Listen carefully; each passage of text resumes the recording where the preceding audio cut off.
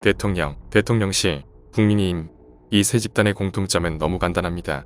이재명 대표랑 그 관련자들을 어떻게든 잡고 싶어하는 사람들이죠. 지금 대장동 사태가 가장 큰 무기인데 이것도 지금 이재명 대표는 물증이 하나도 안 나오고 있고 국힘이랑 대통령 관련 인물들만 논란이 되고 있습니다. 대통령 부친, 남경필 전 지사, 이런 사람들이 대표적인데 여기에 또 한 명이 추가되어야 할 것 같습니다. 이재명 대표만큼 많은 공격을 받은 게 김혜경 여사일 겁니다. 대선 기간 동안 법인카드 의혹이 문제가 됐는데 이걸 가장 신랄하게 비판한 게 박성태 전북정책협력관이거든요.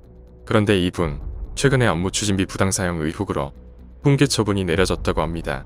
이분 출신 성분을 보면 민주당 소속 김관영 전북도지사가 여야 협치 차원에서 임명한 국민의힘 당직자 출신 국장급 간부입니다. 이번에도 국힘 관련 인물이 문제가 됐다는 거죠. 전북도 감사관실은 지난 3일 박 협력관의 업무추진비 부당사용을 확인했고 사적으로 쓴 정황은 발견하지 못했다며 훈계 처분했습니다. 임용 직후 4개월간 용처를 투명하게 밝히지 않거나 시책사업과 무관하게 업무추진비 600여만 원을 사용한 것으로 도 감사관실의 감사 결과 나타났는데요. 담당 부서는 박 협력관이 추진비 사용처를 제대로 밝히지 않은 탓에 관행적으로 언론인이나 국회 관계자에게 집행한 것으로 기록했습니다. 지금 이분이 업무추진비 부당 사용 의혹으로 논란이 되니까 과거 발언이 재조명되고 있는 거죠. 지난 대선에 본인 페이스북에 구구도둑놈, 대장동으로 도둑질하고 법카로 도둑질하고 더 이상 털 곳이 없었나 이렇게 적었었거든요. 이게 김혜경씨 법인카드 유용 의혹하고 관련해서 경위 파악에 나선 때였고 당연히 이건 이재명 대표랑 김혜경씨를 저격한 거였습니다. 이 당시에 문재인 정권한테 내로남불이라고 비판하더니 정작 본인이 지금 업무추진비 부당 의혹에 휘말려 있다는 겁니다. 자, 여기서 주목할 건 처분 내용입니다. 김혜경씨는 그렇게 쥐잡듯 잡더니 박성태 씨는 훈계 처분이 전부입니다. 이게 얼마나 황당한 일인가요? 600만 원이든 60만 원이든 6억이든 우리 국민들이 낸 세금입니다. 이 세금을 부당하게 사용했다는 건 범죄 아닌가요? 이걸 법적 조치하든지 해야지 훈계 처분이 달하는 게 말이 되는 건가요? 이뿐만이 아닙니다. 김건희 여사 도이치모터스 주가 조작 의혹. 이거 심증만 있고 물증은 없다는 게 김건희 여사 쪽 주장이잖아요. 그런데 지금 줄줄이 선고를 앞두고 있습니다. 검찰총장 출신 대통령이 이 사안이 결코 가벼운 사안이 아니라는 건 누구보다 잘 알 텐데 본인 부인이라서 감싸고 도는 건가요? 김건희 여사가 돈을 댔단 의혹이 제기된 도이치모터스 주가 조작 사건에 대한 법원의 첫 판단이 곧 있을 예정입니다. 김건희 여사가 전주 역할을 했단 의혹이 불거진 도이치모터스 주가 조작 사건에 대한 선고인데요. 선고 대상은 도이치모터스 회장입니다. 주가 조작 선수 등과 짜고 회사 주가를 끌어올린 혐의로 징역 8년을 구형받은 권오수 씨인데 이제 대통령실 반응이 궁금해지지 않나요? 최근에 김건희 여사가 주가 조작에 연루되어 있다 부장한 김의겸 민주당 대변인을 대통령실 차원에서 고발했잖아요. 검찰도 지금 난감할 겁니다. 그렇게 민주당을 까더니 지금은 아주 태도가 180도 바뀌었죠. 도이치모터스 1심 선고를 지켜보며 제기된 의혹 전반에 대한 수사를 이어가겠다는 입장을 밝혔습니다. 굉장히 조심스러워하는 거죠. 대통령실의 제왕적 정치가 드디어 결론이 나는 겁니다. 문재인 정권 때 국힘이 항상 하던 얘기가 제왕적 정치라는 거였잖아요. 그런데 진짜 제왕적 정치를 경험해보니 어떤가요? 이게 민주당보다 본인들을 옥죄어 온다는 걸 이제는 알아야 하지 않나요? 대통령실이 지금 아예 정치에 대놓고 개입하고 있으면서 발언 자체도 아주 저급합니다. 안철수 씨 발언에 대응하면서 뭐라고 했나요? 대통령과 후보가 어떻게 동격이라고 지금 이야기하는 겁니까? 오히려 대통령을 선거에 끌어들이려는 안 후보의 의도가 아닌가 이런 말을 하고 있죠. 대통령이 신인가요? 대통령이 아니면 아주 유능한 무당님이라도 되시나요? 대통령이 뭐길래 국회의원하고 급이 다르다고 생각하는 건가요? 아주 국민들은 그럼 대통령 발끝만도 못하겠네요. 윤핵관이라는 말을 듣기 싫다고 하더라고요. 대통령실에서 내용을 발표했는데 대통령은 윤핵관을 때린 것은 자신을 직접 공격한 것으로 생각한다. 이렇다고 합니다. 윤석열 대통령이 얼마나 꽉 막힌 사람인지가 여기서 나타나는 거죠. 그렇게 윤핵관 소리가 듣기 싫으면 그 권력욕과 자존심을 내려주면 됩니다.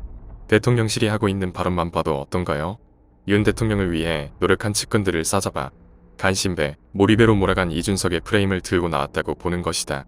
간신 프레임을 들고 나오면 윤 대통령을 무능한 연산군 만드는 것 아닌가 이러고 있습니다. 아니 대통령이 뭐라고 이런 소리까지 하냐 이거죠. 대통령실은 지금 대통령을 신격화하고 제왕처럼 모시고 있습니다. 이게 민주주의 사회에서 가능한 말인가요? 대통령이 진짜 생각이 있다면 대통령실에서 이런 식으로 발표를 했을 때 제재를 해야죠. 발언들이 불편한 건 사실이지만 나를 제왕처럼 묘사하는 것 또한 국민들께 송구스러운 일이다. 대통령도 국민의 한 사람이고 국민들을 위해 일하는 일꾼일 뿐이다. 오해 없으셨으면 한다. 이런 식으로 나와야 정상인데 윤 대통령은 어떤가요? 본인을 띄워주거나 본인 말이 맞다고 떠받들여주면 아주 입꼬리가 귀에 걸리죠. 윤핵관 인물들 중 하나인 장제원 의원도 지금 분위기 파악을 하고 태도를 바꾸기 시작했습니다. 대통령실이 안철수 씨를 공격하기 시작하니까 장제원 의원도 대놓고 안철수 씨를 저격하기 시작했거든요. 안철수 끼가 본인한테 윤핵관 지휘자라고 하니까 선을 넘었고 도를 넘었다 이렇게 말했습니다. 그러면서 내가 공개적으로 어떤 당직도 맡지 않겠다고 했음에도 이렇게 공격하는 건 대통령을 공격하고 싶은데 하지 못하니 나를 하는 것이다 이렇게 말하더라고요. 너무 웃긴 게 장제원 의원이 차기 당 지도부에서 어떠한 임명직 당직도 맡지 않겠다고 했잖아요. 이거 대통령의 말을 거역하는 게 아니라 대통령한테 아주 판을 깔아주는 거 아닌가요? 지금 대통령이 원하는 사람은 김기현 의원이니까 당연히 장제원 의원이 빠져줘야 하잖아요. 아주 재발절인 건지 대통령 옹호하기 바쁘더라고요. 윤 대통령은 사람에 대한 기준과 판단이 분명하다. 공사 구분이 확실하다. 검찰총장으로서 검찰 조직을 일사불란하게 지휘 통제한 분이고 주변을 철저하게 관리하고 주변에서 잘 못하는 일이 있으면 눈물이 쏙 나올 정도로 엄하게 꾸짖는다 이렇게 말했습니다. 듣고만 있으면 전두환 저리 가라 아닌가요? 그렇게 기준과 판단이 명확한 사람이 참사 때 직무유기 한 사람은 수사도 제대로 안 하고 현장에서 심폐소생술 열심히 하고 그 추운 겨울에 땀 범벅이 된 현장에 있던 경찰관은 피의자를 만들고 이게 공과 사를 제대로 구분하는 사람이 할 짓인가요? 그러면서 저보고 간신이네 뭐래 하는데 그러면 윤 대통령은 간신에 의해 눈과 귀가 가려진 분인가?